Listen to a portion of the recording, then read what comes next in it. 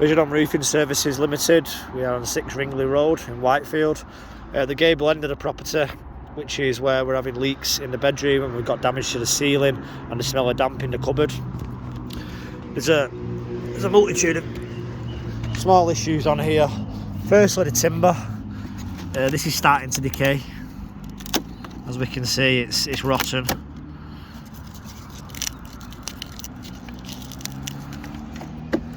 Along the side we have some lead that's been painted, and we have some silicones, so water's going to be coming behind here and somewhere along here, and this is what's causing the damp in the wardrobe, I would say.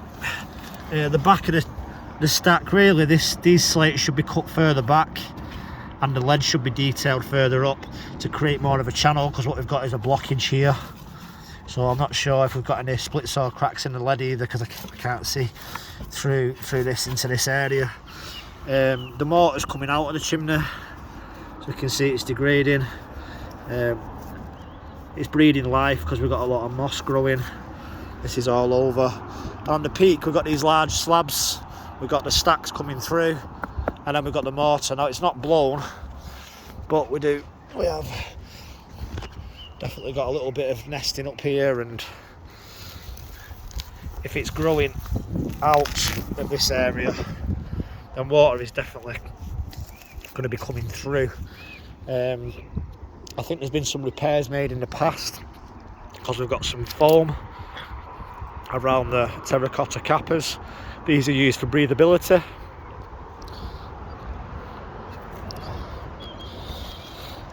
Now, the fundamental issue of where the ceiling is collapsing outside the cupboard is definitely this.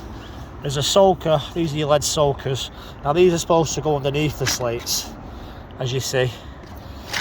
This is this one. So it's not missing, it's just slipped. So I'm going to put that one back in for you now. Now it's created a gap here. So I'll push all this up together. And so now you have your cold-free soaker running down the channel, and these are your flashings. Now, when the flashings are fixed with lead plugs, this is the only thing holding this in. It's been sealed with mortar. Now lead expands and contracts, so it pushes out this solid substrate, and these flashings always come away.